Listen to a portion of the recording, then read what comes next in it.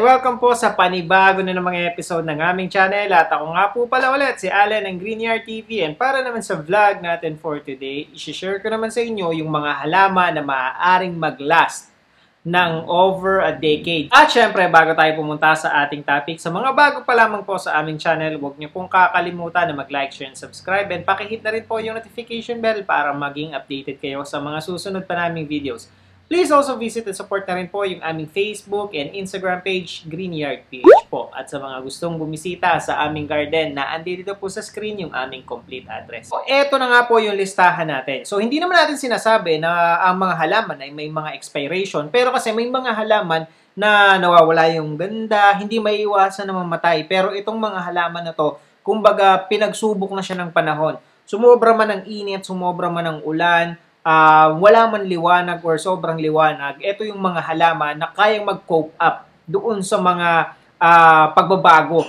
Kaya yearly or every, kumbaga kahit pasabihin mong 10 years ay tumatagal itong mga halaman na to. At take note, mga minimal lang yung pag-aalaga sa mga halaman na to. So, unahin na natin sa ating listahan. Ito ay isang outdoor plant. Ito ang tinatawag natin na sago palm. Pagdating sa sago palm or yung mas kilala sa tawag na oliva sa ibang lugar, ito ginagamit or outdoor plant nga siya, ginagamit siya sa landscape. Napakatibay. Paano ko nasabi? Dahil ito ay isa sa mga halaman na kahit nung panahon pa ng mga dinosaur ay naandi dito na yung mga halaman na yan. So, ganyang katibay itong mga oliva. Imagine niyo yung dinosaur extinct na pero yung halaman na to naandito pa. And minimal lang yung pag-aalaga ng oliva. At ang isa lang na pinakasabihin na natin na kalaban nitong mga oliva ay yung mga aphids or yung mga peste talaga. Ito yung number one na dapat nating i-prevent at wag nating hahayaan na pamahayan siya at kapitan siya ng aphids. Kasi kapag nangyari yan, kahit pagano katibay yung halaman, ay ito yung pupuksa or papatay or magpapapangit sa halaman na ito. Kasi yan napupuno yan eh. Even yung imagine niyo ang oliva ay isa sa lahat ng portion niyan is matinik, matigas, pero ang tanging makakapagpapatay dyan ay yung mga aphids na yan, lalo na kapag hindi natin na-treat ng maaga dahil kakalat at kakalat yan. At saka kapag kumalat kasi yan sa oliva, ang hirap ng puksain.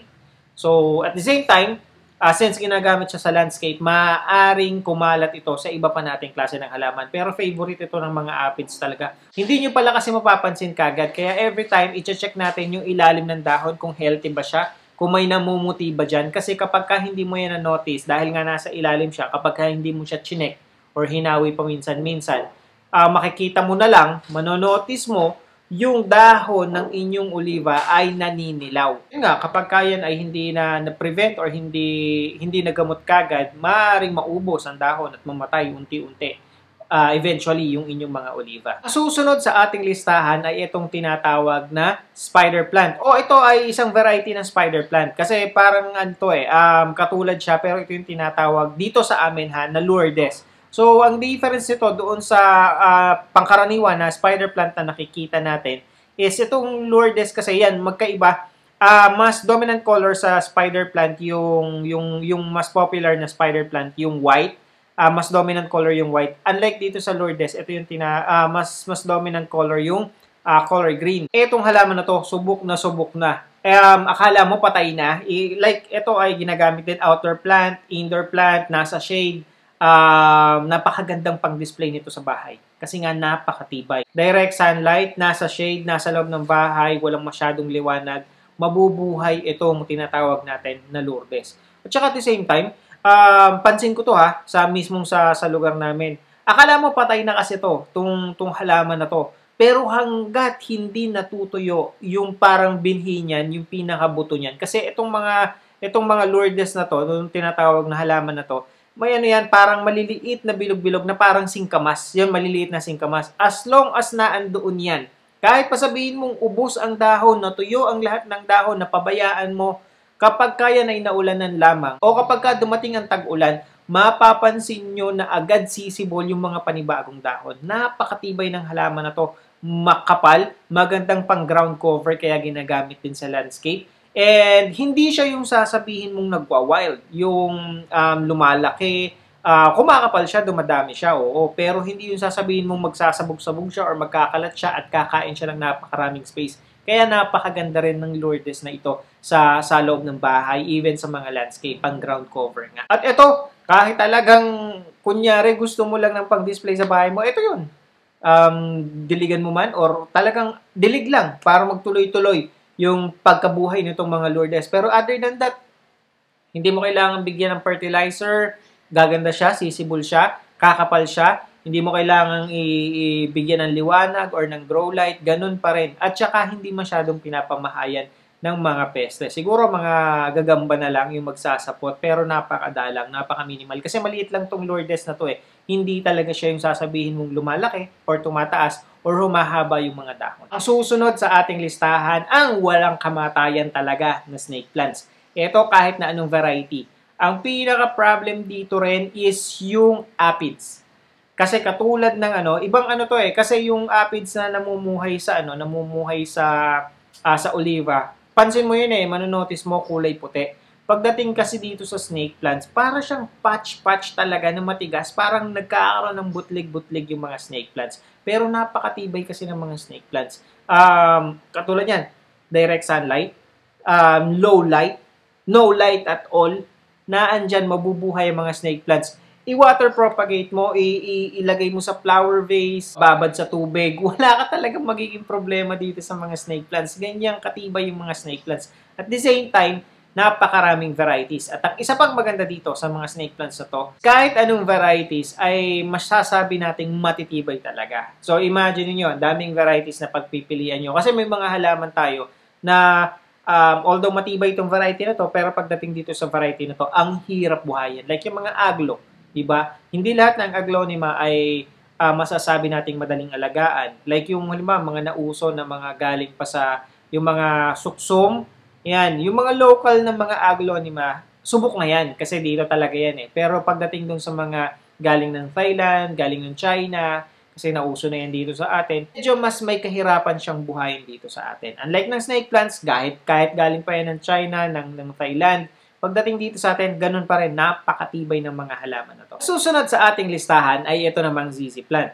So pagdating dito sa ZZ plant, subok na, napakatibay. Isa rin to sa halaman na even before ay nakatanim na sa bakuran o sa paligid namin. And yeah, may lumabas na mga varieties ngayon, yung variegated, yung nagpuputi yung dahon at saka yung ZZ Raven. So far ay masasabi kong same lang siya nung common na ZZ plant na meron tayo. Kasi yun nga, yung ZZ Raven namin sa bahay, eto na siya ngayon.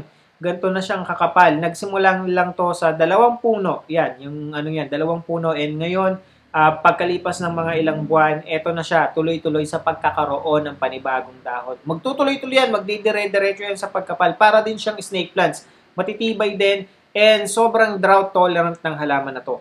Mapa-indoor, mapa-outdoor, wala kang magiging problema dito. Direct sunlight, walang problema. Low light, walang problema. Itong ZZ Raven namin, nasa terrace lang, nasa balko namin. Morning sunlight, hindi siya tinatamaan ng direct sunlight. Pero sa tingin ko, enough naman. At saka ang isa pa, ito nga, bumagyo na't lahat, nakalimutan naming ipasok, nalaglag na sa baba, nabasag na yung paso. Pero hanggang ngayon, kahit isang dahon, dun nga ako nagtaka, hindi naman lang siya naputulan. So matibay talaga, kaya magandang alagaan. Yun nga lang, pagdating sa sa pets natin, o kaya halimbawa sa mga bata, medyo dangerous ito dahil makate yung dagta nito. Kaya kung halimbawa mahilig mag-chew yung mga alagaan yung pets, o kaya halimbawa na paglaruan ng bata, napitas ng bata, at nahawakan niya yung dagta, yung pinagpitasan, medyo lalo na sa mga sensitive na skin, makate, at saka maaaring magkaroon ng allergic reaction yung balat ninyo. Lang naman yung dapat nating iwasan. Pero other than that, kung hindi naman sasadyaing putulin, or kahit masagi-sagi mo siya, hindi naman siya basta-basta mapuputol, or hindi naman basta-basta manlalaglag yung mga dahon nito. Susunod sa listahan, ito based nun sa ni-research natin, ay yung rubber plant. Pagdating dito sa rubber plant, ewan ko kung parehas tayo ng na-i-experience dito sa mga rubber plant. Although kasi may mga nakausap din ako ng mga client before na namamatayan sila ng rubber plant. Pero ako kasi, yung rubber plant, as long as siguro ito, ang pinaka-problema or ang kalaban nito ay yung overwatering. Kaya minsan nanlalagas yung dahon, nanlalaglag. Pero kapag ka proper yung watering na ibibigay natin dito, magta-thrive at magta-thrive to. As long as, kumbaga halimbawa sabihin na natin nakatagal sa inyo yung rubber plant ninyo ng ilang months na at hindi nanlaglag or nanlagas yung dahon, ibig sabihin lang nun matibay na siya. At as long as sabihin na natin full established na yung ugat niya doon sa sapat, wala na, there's no reason for your rubber plant to die. Kasi magtutuloy-tuloy na yan, magdidire-diretso na yan. May mga rubber plant nga ako doon sa paligid namin na napabayaan ko na yung, kumbaga, sabihin na nating nag-wild na siya, nakalimutan na namin, nasa corner kasi, tapos na-propagate na namin or na markot namin, nakalimutan kong ibaba or nakalimutan kong putulin after ilang weeks kasi dapat puputulin na yon. So nakalimutan hanggang sa binagyo, nabali na yung pinagmarkotan pero hanggang ngayon naandun pa rin, buhay pa rin siya, thriving pa rin siya. Isa sa pinakamadaling buhayin. At saka at the same time, nagiging puno nga itong mga to di ba? Kaya kapag ka talagang siya ay itinanim mo sa ground, magtutuloy-tuloy at magiging puno talaga. Marami tayong nakikita sa mga dito sa amin na nagsimula nang nauso yung rubber plant ay nagsubok sila na magtanim sa bakuran nila. So, ngayon, kumbaga parang may nakikita tayo, medyo maliit pa, pero eventually, after siguro decades talaga, magiging puno ito. Siguro ang isang ang isang ma-advise natin, katulad nun, kung halimbawa yung rubber plant na binili nyo ay indoor at gusto nyong itanim sa palibot ng bahay nyo, unti-unti. I-adjust nyo pa unti-unti. Huwag nyong directly or totally ilalagay agad after nyong bilhin. Kung gusto nyong magpapuno ng rubber plant sa paligid or sa ng bahay ninyo, sa bakuran ninyo. Kasi kahit pa sabihin natin pwede talaga siyang outdoor at puno talaga siya, kapag kasanay siya sa loob ng bahay or as indoor plant, is masusunog yung dahon. Papangit, maninilaw, magkakaroon ng mga sunburns. So kahit pa sabihin mong water yan, tinutubigan mo araw-araw, dinidilig mo, masusunog ang dahon. So yun lang yung ating advice pagdating sa pag-aalaga ng rubber plant. Ang susunod sa ating listahan ay ito namang mga anthurium. Pagdating dito sa anthurium, parang daig pa nito yung tinatawag nating yung mga peke na halaman. Kasi yan kung you're into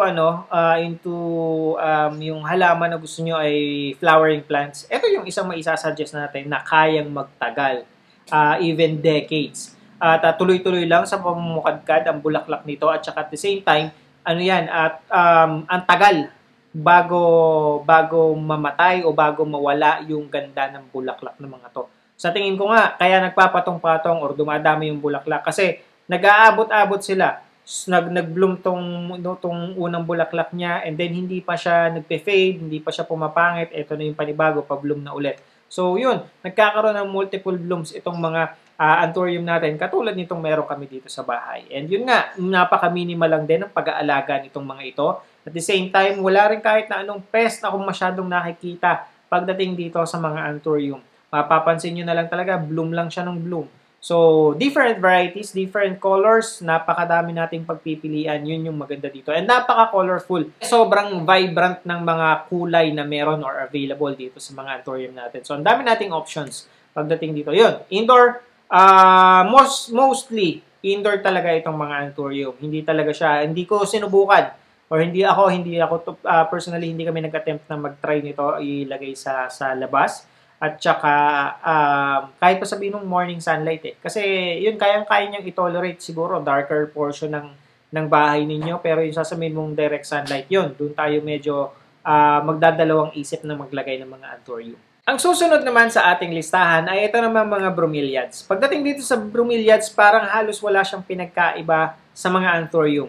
Dito, napakatibay ng halaman na to. Although ito kasi lumilipas yung ganda. Yung anthurium kasi, tuloy-tuloy yung pagbulaklak. Ito kasing mga bromeliads, pagka minsan matagal, naglalast ang bulaklak ng mga bromeliads. And ang problema mo lang dito, hindi siya katulad ng anthurium na kaya niya mag-multiple bloom. Ang mangyayari sa kanya kapag ka nag-fade or namatay or pumangit yung bulaklak ng inyong bromeliad, maghihintay tayo ng ilang buwan para magkaroon ulit siya ng panibago. Unlike nito, tuloy-tuloy. So, yun yung difference. Pero pagdating sa kulay, Napakarami din options, varieties, napakarami, iba't iba. Merong mahahaba, merong malalapad, merong matataas, merong palapad yung mga bulaklak, and iba't ibang kulay. At ang isang maganda mo dito sa mga bromeliads, may mga bromeliads kasi tayo na pwede nating isama sa landscape o pwede nating i-direct sunlight. So, yun yung sa kanya. Mas matibay itong bromeliads compare mo dito. The only difference is yung flowering nila. Yun nga, hindi siya, ito kasing anthurium, all year long. Hindi yan mauubusan, hindi yan mawawalan ng bulaklak. Ang bromeliads, it will take time para magkaroon ulit ng bulaklak, pero hindi ibig sabihin na wala ang bulaklak ng bromeliads ninyo, pangit na siya or patay na siya. So, hintayin nyo lang na magkaroon ulit siya ng panibagong bloom and then babalik na ulit ang ganda at sigla ng inyong mga bromeliads. And minimal lang din yung pag-aalaga dito sa mga to. Ang pinakakalaban ng mga ito ay yung overwatering. Other than that, since ginagamit natin or inaano siya natin sa labas, ginagamit natin as outdoor plant. So, more on siguro mga spiders lang yung mga nito, peste na maaaring mamuhay dito. At mga kitikite, yung sa mga lamok. Kasi kapag ka nasa labas siya, ang tendency nito is makapag nag-iipon siya ng tubig doon sa sa spaces ng dahon niya. So yun yung pinapamahayan ng kitikite. So yun lang yung siguro downside nitong pag-aalaga ng bromeliads. Lalo na ngayong tag-ulan. So yun, kung halimbawa gagamitin natin siya sa mga landscape. Pero pag indoor, wala namang problema. Susunod sa ating listahan ay ito namang tinatawag natin ng mga fortune stick. Pagdating dito sa fortune stick, naku, wala kang masasabi dito sa halaman na to. Kapag ka ito water propagation, good. Nakatanim siya sa soil, sa pot, good. Siguro ang pinaka na lang ito, disadvantage kapag ka fortune stick is medyo mabigat siya. Kasi unlike ng ibang mga halaman, indoor, good.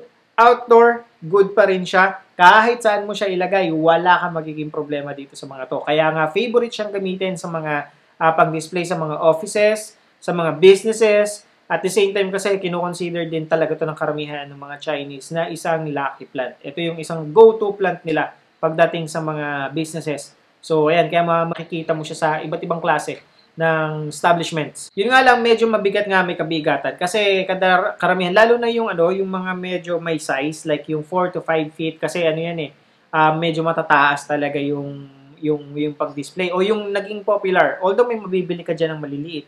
Pero yun nga, kung pag-uusapan kasi natin yung medyo matataas na size, unang-una kasi, ang unang pinaglalagyan nito before hindi pa nauso yung mga houseplants na yan. Hindi pa ganun ka-popular. Ang unang pinaglalagyan nito, yung terracotta or clay pot. So, doon pa lang sa clay pot na yan, since malaki yung halaman, malaki din yung pasong kailangan natin.